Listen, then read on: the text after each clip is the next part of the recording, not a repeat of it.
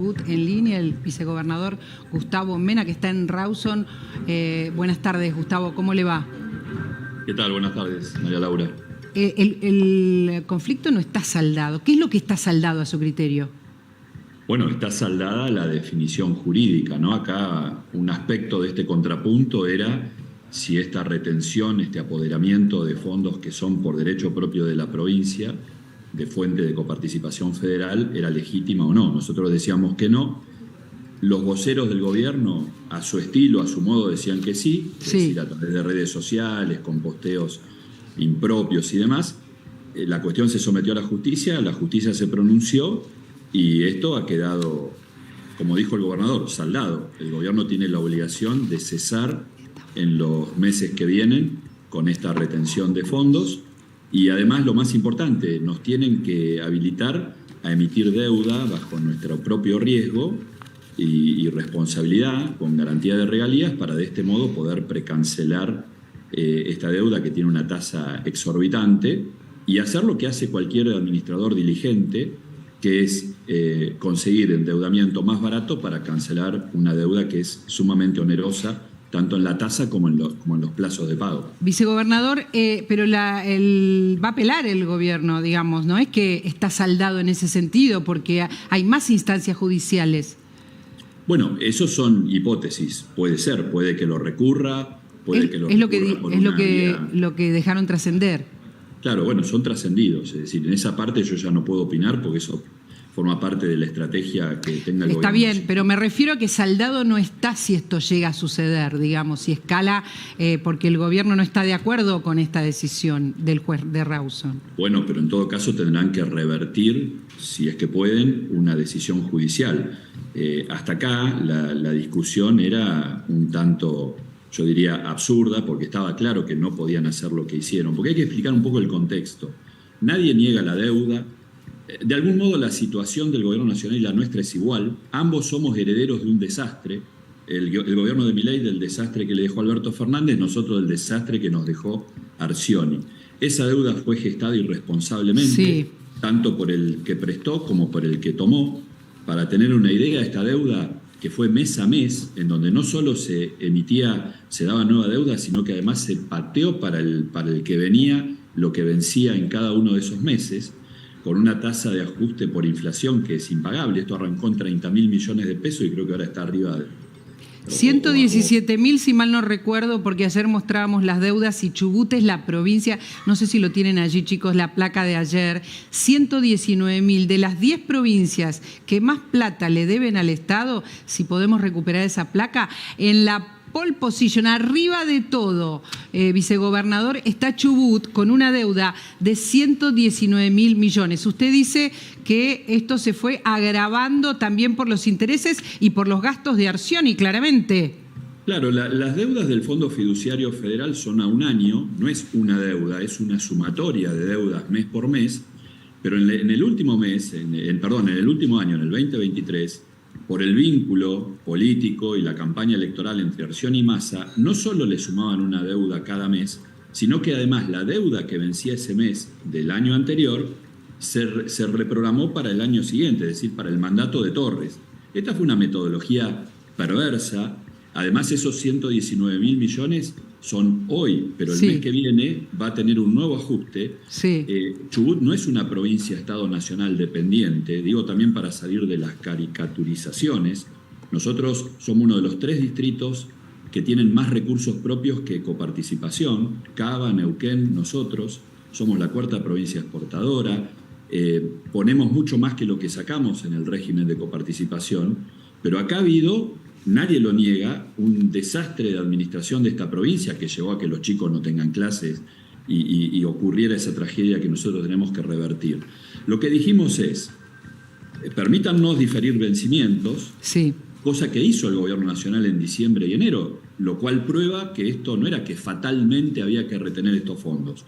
Pero como no queríamos estar mendigando todos los meses un diferimiento de plazos, le propusimos una refinanciación, del mismo modo que este gobierno lo hace con su propia deuda, el gobierno nacional con el FMI, con los tenedores de títulos. El gobierno no quiso. El gobierno no contestó. Nosotros pedíamos pasar a otra tasa, a la tasa Badlar, a otro esquema de vencimientos, no hubo una respuesta.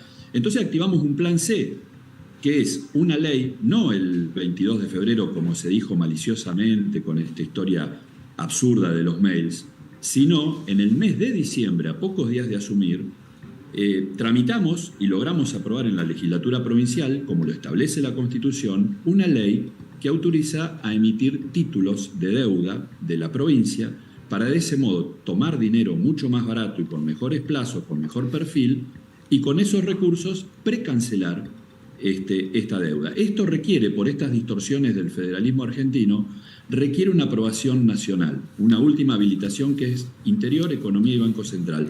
Y no la expiden. Por eso digo, esto excede lo que es el dinero. Porque pero espere, está clarísimo su explicación, pero ¿sabe qué? El origen de este conflicto está en otro lado.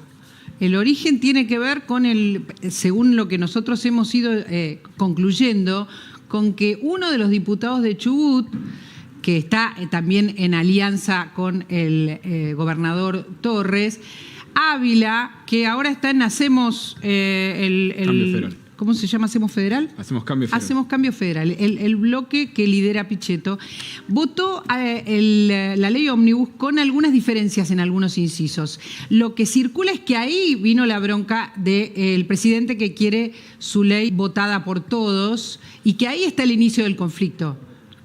Bueno, pero la verdad que no se pueden usar las cuestiones públicas para hacer escarmentar a nadie, digamos, eso está dentro del... Pero además no fue así. Mire, María Laura, los diputados del oficialismo de Chubut votaron a favor, en general y en particular, la ley ómnibus. El caso de Ávila, es cierto, no estuvo en la votación, no votó en contra, estuvo ausente en la votación en general.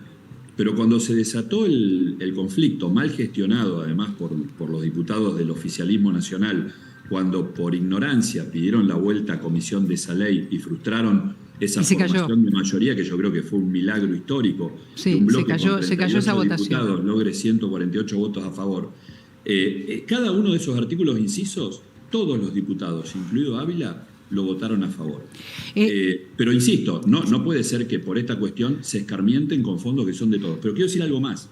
En realidad la represalia viene cuando se suspende el envío de los fondos para la compensación de las tarifas del transporte. Cuando va a la justicia Nacho Torres. Va a la justicia porque eso se suspendió de facto. Esa asignación de fondos está establecida en la ley del impuesto a los combustibles. Es decir, que hasta que no se cambie la ley, el gobierno nacional tiene que cumplir con esas remesas de fondos. Y yo le quiero decir también algo más, ya no en lo jurídico, sino en lo político. Nosotros pagamos tarifas de transporte mucho más caras que en el AMBA, porque se habla de ajuste y demás. Pero Comodoro Rivadavia, la ciudad más grande de la provincia, recién ahora la empardó el AMBA en el boleto, pero ya tiene aumento aprobado para casi 500 pesos para dentro de un mes, para 900 pesos para el mes de mayo. O sea que no es cierto que acá no se hace un sacrificio ni se comprende la situación. Vicegobernador, en todas las provincias, la mayor parte de las provincias pagan muchísimo más por transporte. Siempre nos lo están recordando distintos lugares, distintas provincias, las personas que nos escriben. Eso lo tenemos más que claro. Pero ahí está, digamos, el detonante, digamos. No sé si el origen del conflicto, pero el detonante es lo que acaba de usted de decir. Cuando Nacho Torres va, el gobernador, a la justicia para no perder este fondo que dispone el gobierno nacional, no sea más de transporte para subsidiar el transporte, y ahí empieza la cosa. Pero digamos, yo digo, el conflicto no está saldado, porque todo esto sigue de la misma manera, en el sentido de que ustedes no cuentan con el subsidio al transporte, tienen que resolverlo en las provincias, así como pasó con los docentes. Bueno, con lo de los docentes, en realidad ahí ya había perdido base legal el Fondo de Incentivo Docente, y la provincia, digamos, se hizo cargo, porque acá la prioridad es que arranquen las clases el lunes. Sí. Así que sin chistar nos hicimos cargo. Como nos hicimos cargo por decisión del gobernador Torres y de los gobernadores de Río Negro y Neuquén, de una obra clave para el bienestar de los pobladores cordilleranos, que es la repotenciación del sistema de gasoductos. Esa obra es nacional, no la hizo el gobierno de Fernández, no la quiere hacer el gobierno de Milei, y usted sabe que hoy en Esquel o en el resto de las poblaciones cordilleranas no puede haber una sola conexión domiciliaria de gas nueva, porque no hay capacidad de transporte. Bueno, esa obra también la absorbió la provincia. Digo porque a veces... O sea, a ver, hasta ahora absorbieron obras públicas que eran nacionales, absorbieron entonces lo que no les entrega el gobierno o que decidió ya no entregar más a las provincias del Fondo de Incentivo Docente, y absorbieron también el no subsidio al transporte al día de hoy. Lo del transporte, el subsidio que paga la provincia a las ciudades que tienen transporte público duplica el subsidio nacional. De todas formas, también debo decir, en honor a la verdad, luego del fallo favorable de la justicia con el tema del transporte, el día anteayer, el gobierno nacional pagó la deuda del mes de noviembre. Bueno. Lo cual implica una aceptación y un acatamiento del fallo. Digo por esto porque también estaba en cuestión la competencia del juez. Evidentemente han consentido la competencia del juez, que es un juez federal, no es un juez de Chubut, como erróneamente se ha dicho en muchas, sobre todo en la conversación en las redes. Sí. Es un juez federal, es un juez de la nación. Y se ha acatado ese fallo, y se ha cumplido, lo cual implica consentir su competencia. Perfecto, es muy buena esta información que usted nos está dando, o sea, ya no pone el gobierno fuera de la conversación pública, en los hechos no pone en discusión lo que decide el juez federal de Rawson. Es una muy buena información. Resulta que usted me acaba de decir que tienen muchos recursos, o recordar la cantidad de recursos que tiene Chubut, por qué es importante esta provincia, con todo lo que cuentan, que es muchísimo, pero de la provincia habló Patricia Bullrich y me gustaría compartir lo que dijo. Verdad, la provincia de Chubut está con un grave problema con el petróleo. Entonces tiene que ser muy cuidadoso porque son cuencas maduras que en cualquier momento cierran. Ya YPF dijo que se iba de la provincia. Entonces, Exxon se está yendo. Exxon se está yendo, entonces es muy importante, si es una provincia que vive de la pesca, que vive del petróleo, que no vive de la minería porque, digamos, no se votó la ley y luego se echaron para atrás, pero podría vivir de la minería porque tiene una planicie. Un yacimiento de plata, un yacimiento, por ejemplo. Yacimiento de plata, y después tiene, digamos, desde la costa hasta la montaña, tiene todo tipo de minerales, todo tipo de minerales, y no vive nadie, hay nada más que 1 millón de guanacos. Dijo dos cosas importantes ahí. Una es que dice que la cuenca de YPF se va a ir de Chubut, y la otra de que no vive de la minería porque se echaron para atrás. Bueno, yo creo que a veces uno de los problemas que tenemos en general en la conversación política argentina es la superficialidad. A veces hay también un componente importante de ignorancia que lleva a hacer afirmaciones muy livianas, sobre todo cuando se trata del mal llamado interior, en donde a veces se subestima la capacidad de resolución y insisto, parte por desconocimiento. Ahí se han dicho una serie de cosas que no son ciertas. YPF no se va de la cuenca. Es cierto que se anunció, al menos su presidente, que se va a retirar de alguno de los yacimientos de la cuenca. Sí es cierto que es una cuenca madura, que la inversión está destinada más que nada a mantener la producción, a que no se caiga, más que incrementarla, como pasa en la cuenca neuquina, y eso hace que, lógicamente, en un esquema de mercado, la inversión tienda a ir hacia donde es más rentable. Pero bueno, estamos afrontándolo, esta situación. Insisto en esto, no nos ponemos a llorar, le ponemos el pecho a las balas. El Estado Nacional, que es el mismo cuando lo gobierna el kirchnerismo que cuando lo gobierna Milei, se gastó $26.000 millones entre los juicios que perdió, la indemnización por la expropiación, la emisión de títulos para pagar la indemnización, y resulta que ahora, bueno, le va a aplicar a la compañía Estamos hablando de YPF, ¿verdad? De YPF, claro. Un concepto de mercado. Bueno, está bien, la provincia se va a hacer cargo porque es la dueña de las áreas y lo va a resolver. Y no le estamos pidiendo ayuda a nadie. Ahora, se dice ahí, Exxon abandonó Chubut. Sí. Bueno, la verdad que es grave que se convalide esa expresión porque Exxon nunca estuvo en Chubut.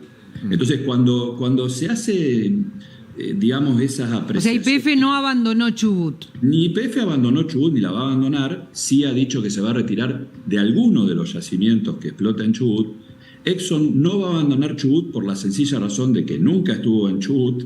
Y bueno, y los guanacos no lo tenemos contados, pero Pero bueno, en la meseta central la verdad que vive muchísima gente. Es decir, es importante lo que está aclarando. Vive gente en Telsen, en Paso del Sapo, en Gastre, en Gangán, en Lagunita Salada, que probablemente no concitan la atención. A veces es, digamos, la atención está puesta más en un choque, en Tagle y Libertador, que en la realidad que viven esos pueblos. Usted lo que está diciendo es que la meseta patagónica no es desértica solo con guanacos, como dio a entender la ministra.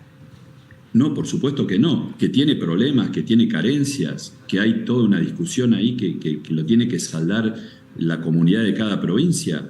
Pero creo que tenemos que retomar conversaciones serias y con respeto por la gente que vive en cada una de las provincias, porque somos argentinos nosotros también. Es decir, no formamos parte de una masa informe de interior. La expresión interior es errónea, porque es diversa la Argentina. No es lo mismo Santiago del Estero que Chubut, no es lo mismo Córdoba que Misiones. Además, si nosotros somos el interior, la capital que es el exterior, me parece que hay que comprender que somos un país federal, que tenemos una organización que viene desde el principio de nuestra historia, que las provincias son preexistentes a la nación, somos una federación de estados, como dicen los americanos, una unión indestructible de estados indestructibles, y que no somos sucursales del gobierno nacional ni los gobernadores gerentes del gobierno nacional. Si no se comprende eso, distorsionamos todo el debate, ponemos todo en la misma bolsa. Nosotros estamos haciendo acá un ajuste muy severo.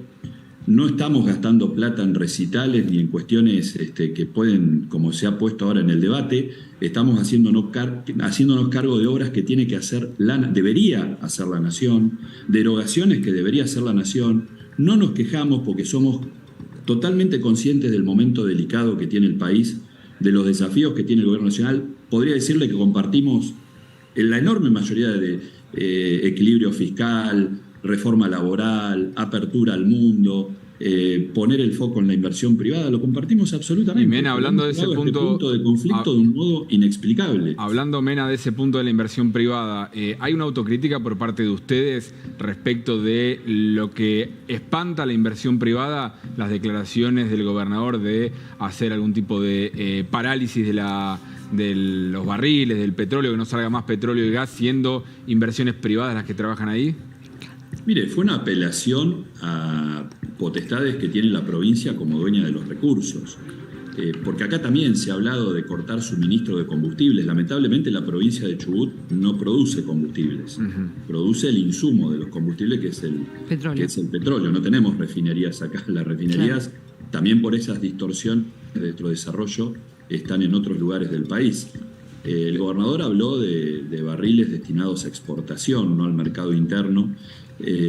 Pero creo que sobre todas las cosas fue un llamado de atención. Cuando uno es agredido fiscalmente de una manera tan desaprensiva, porque se presentó como una cuestión extraña lo que es el roleo de deudas, el canje de deudas, algo que hace el propio gobierno nacional actual con todo lo que ha heredado. Pero la verdad que ni un Estado nacional maltrata a otro Estado nacional, ni un organismo de crédito maltrata. Imagínense ustedes si ahora el FMI viniera a un vencimiento y dijera: me tenés que pagar todo junto y no te permito una refinanciación ni te emito deuda. Bueno, vicegobernador, ustedes se sienten maltratados. Obviamente. Eso es una desconsideración, no contestar los planteos de reprogramación de deuda, de asumir deuda propia para precancelar, y ni hablar del destrato y de la falta de respeto que han tenido funcionarios nacionales, la primera magistratura incluso, para con el gobernador, con expresiones de burla, haciendo alusión a enfermedades. No quiero mencionar otras de muy mal gusto por la hora.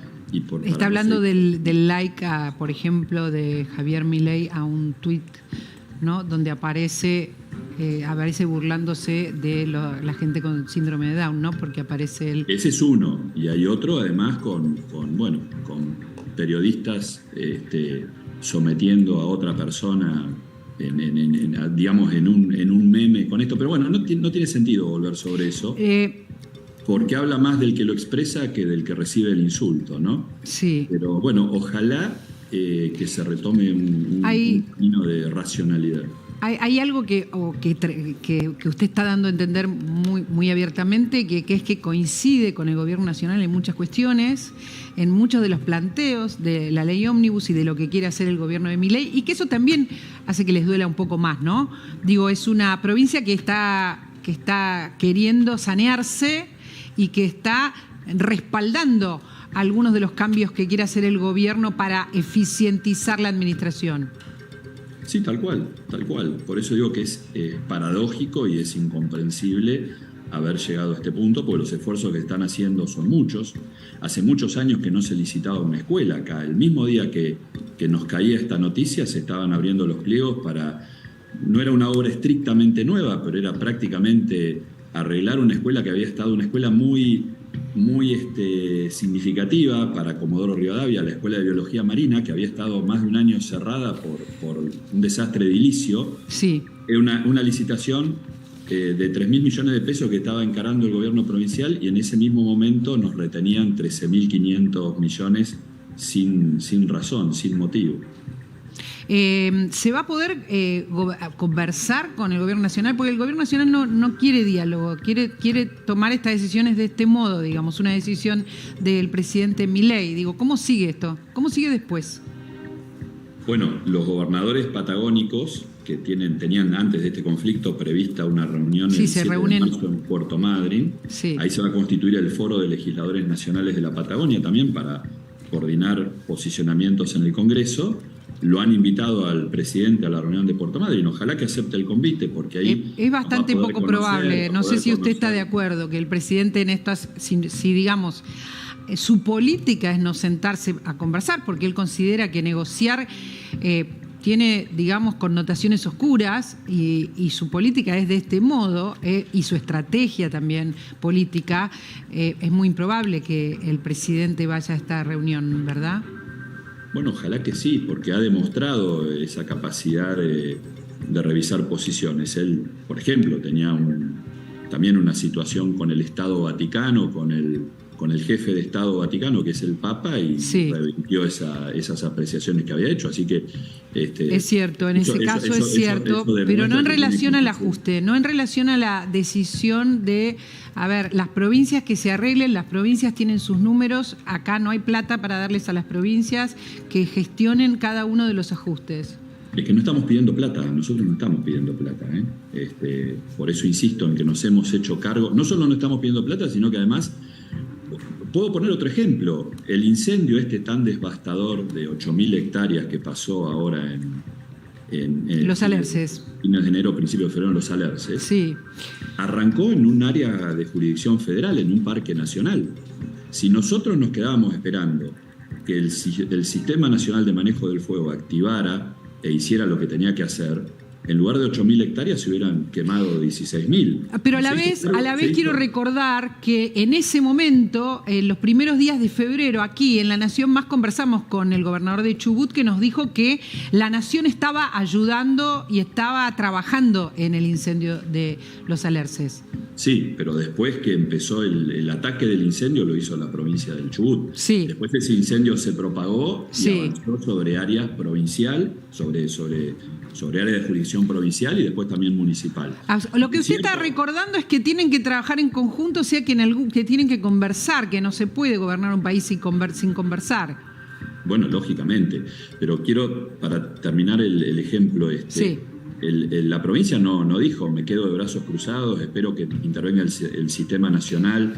Atacó el incendio con recursos provinciales, pese a que era una competencia federal. Después es cierto, se sumó el Servicio Federal, vinieron solidariamente brigadistas de otras provincias, bomberos de otras provincias. Somos un solo país.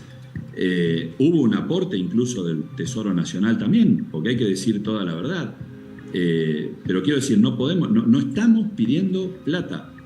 Al contrario, estamos pidiendo que nos dejen tomar deuda a nosotros mismos bajo nuestras propias garantías, esto no afecta el crédito de la nación, para poder precancelar y pagarle anticipadamente al gobierno nacional esos 119.000 millones, y de paso le vamos a ayudar al gobierno nacional a que achique su déficit. Esto sería la solución más normal y racional del mundo. Los déficits son realmente muy altos. Le voy a hacer una pregunta que deviene de lo que le preguntaba Gaby. El gobernador se enojó, se sintió muy maltratado, se siente muy maltratada la provincia, como otras provincias también se sienten maltratadas. ¿Y usted cree que se equivocó cuando dijo esto de que no salían los barriles? Ahora digo, ¿no? Lo dijo en un momento de calentura, él lo explicó, pero lo dijo, se escuchó, se grabó en un acto. ¿Cree que se equivocó?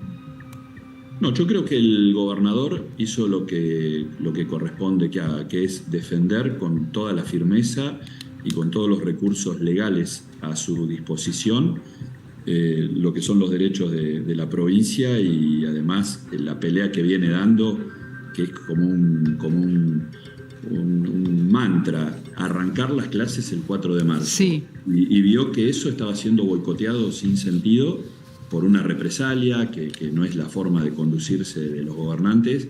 Y en ese marco es que dijo lo que dijo, y insisto en esto, lo hizo ejerciendo las potestades que le da la Constitución como titular la provincia que es de los recursos existentes en su territorio. Después podemos estar en los matices, si queremos irnos por los matices, pero yo creo que perdemos el foco de lo central. Y además, si no hubiese estado esa expresión, yo estoy seguro que no hubiésemos estado hablando, no lo digo por ustedes, lo digo pero en general, en términos de debate nacional, no hubiese habido la atención que tuvo el tema. Pero está bien, pero usted puede decir, fue un llamado de atención, pero no estuvo bien, digamos, no está bien, ¿no? Usted vio que inmediatamente después todos pueden empezar a amenazar. Estamos hablando de algo que puede hacer ruido en relación a las futuras inversiones, a esto me refiero.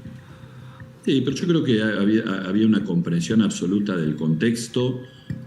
Nuestro vínculo con las empresas concesionarias de petróleo y gas es absolutamente respetuoso, apegado a derecho, con respeto por las garantías de propiedad privada, así que eso, descuiden que eso está absolutamente claro y garantizado en la provincia.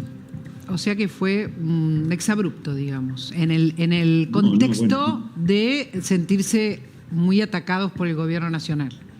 No fue un exabrupto. Tampoco. Fue echar mano a las prerrogativas que tiene la provincia, pero ya daría lugar a un debate muy, muy técnico, muy minucioso. Yo creo, insisto. Pero perdón, Mena, en esto porque ya lo repitió. Yo tengo entendido, corrígeme si me equivoco, que el petróleo, el gas es de la provincia cuando está abajo en la tierra. Una vez que una empresa hace una inversión, la saca y la extrae, ya esos barriles, ese insumo es de la empresa. Entonces, el decir no sale ningún barril más de petróleo de la provincia está atacando también a la inversión privada.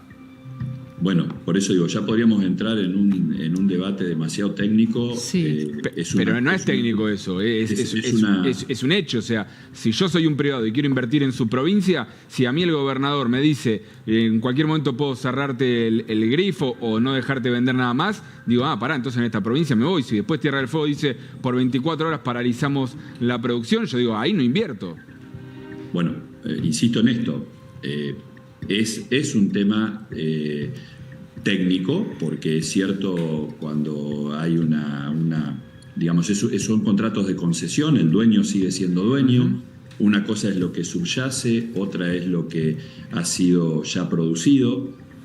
No es tan simple la cuestión y yo creo que era necesario además hacer ese llamado de atención porque, repito, si no, no estaríamos discutiendo todo esto que hemos estado debatiendo durante una semana, del mismo modo que nadie le presta atención a cuestiones que también tienen que ver con recursos naturales y con derechos de la persona. Digamos, el mismo derecho que le preocupaba a alguien por cargar combustible a un habitante de Esquel, del Lago Puelo, por poder hacer una conexión domiciliaria de gas. Está con nosotros compartiendo, vicegobernador, el analista político Federico Zapata, que es muy agudo y que está prestando atención a todo. ¿Hay algo que te parezca para decir al respecto de lo que venimos conversando? Yo creo que lo lógico, me da la impresión de que el conflicto lo que ha planteado es la posibilidad de que las partes se sienten, gobernador y presidente, a discutir un nuevo pacto fiscal. Me parece que esta es la discusión de fondo, ¿no? El presidente, digamos, lo ha venido planteando de alguna manera vía el DNU, vía la ley ómnibus que está fracasada. El conflicto, digamos, patagónico y de algunas provincias también está dejando trascender esto. Acá hay un tema del que no se está hablando, que es el tema probablemente de la Argentina, y es el tema que debería lograr que las partes se junten y logremos por fin un nuevo pacto fiscal en Argentina. El pacto fiscal, bueno, para que se junten las partes se necesitan dos. Ahí estamos por ahora, por lo menos, con un inconveniente, ¿no?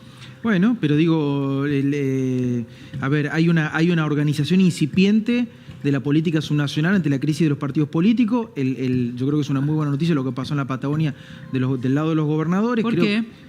Porque creo que facilita mucho la coordinación de las políticas. Un pacto fiscal requiere poner de acuerdo 22 provincias más la capital federal. O sea, que estén los gobernadores patagónicos funcionando juntos. Claro, lo mismo podría ocurrir con la región centro, el norte un poco está integrado. Creo que eso facilitaría la convocatoria de la Presidencia Nacional al fin a discutir ahora sí un pacto fiscal.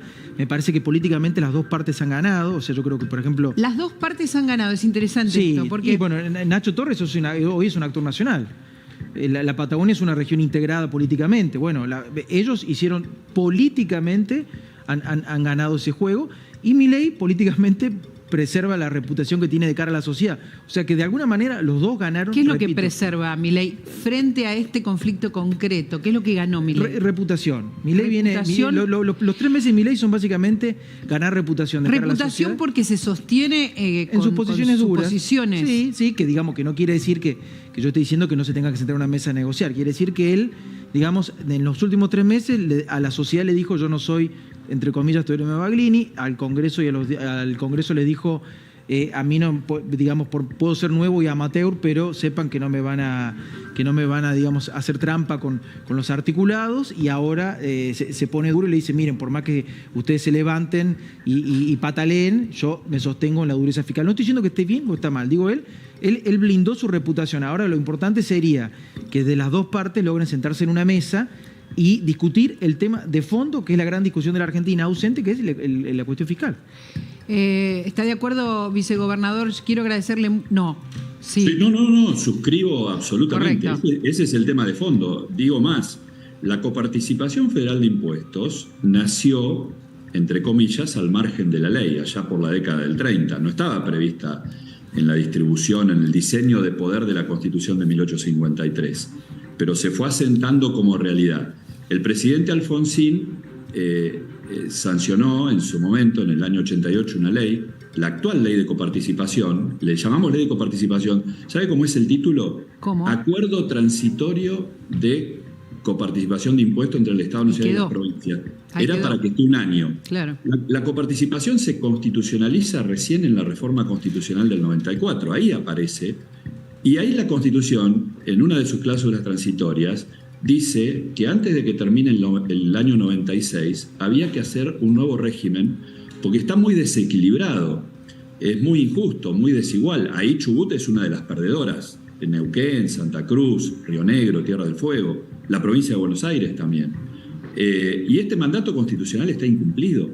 Y esto es lo que hay que hacer. Yo coincido plenamente con lo que se acaba de decir. Esa es la discusión de fondo. Hubo parches, por ejemplo, cuando durante la presidencia de Menem el IVA se llevó del 18 al 21%, esos 3 puntos adicionales se los apropió el Estado Nacional, no los puso en la masa coparticipable. Entonces, si uno mira la ley, la 23.548, que es esa ley transitoria, dice 51-49, si no recuerdo mal, o 52-48, la distribución primaria, pero en términos económicos estamos en un 70-30 o peor aún. Durante los 8 años de Cristina Kirchner, durante 8 años, entre el 2008, cuando se reestatizó el sistema jubilatorio, le siguieron sacando a las provincias el 15% de coparticipación, que era para financiar el sistema jubilatorio, porque cuando estaban las AFJP recaudaban, pero el ANSES tenía que pagar las jubilaciones anteriores. En el 2008 eso cesó, y entre el 2008 y el 2015 le siguieron sacando a las provincias el 15%. La Corte dijo que eso era ilegal a fines del 2015, en el fallo Santa Fe, que fue el presidente Macri el que cumplió ese fallo, aún con las provincias que no habían hecho demanda. Bueno, tenemos un desbarajuste fiscal que no se arregla a las piñas, digamos. Está claro, Hay que sentarse a negociar. está claro, está bien recordar eso que sucedió, que el presidente Macri ayudó a sanear a las provincias y a intentar poner algo de justicia en ese aspecto. El tema está sobre la mesa, es cierto, en eso ganó la provincia de Chubut, ganaron las provincias en general, también es cierto que gana Milei, me tomo las palabras de Zapata, en cuanto a sostenerse en sus argumentos, en lo que quiere hacer y en lo que dijo en la campaña. Vicegobernador, gracias por hablar tanto tiempo con nosotros, por tomarse este rato, de verdad, ¿eh? Muchísimas gracias. Un gusto para mí, un abrazo grande. Gracias, muy amable. El vicegobernador de Chubut estuvo hablando con nosotros. Ahora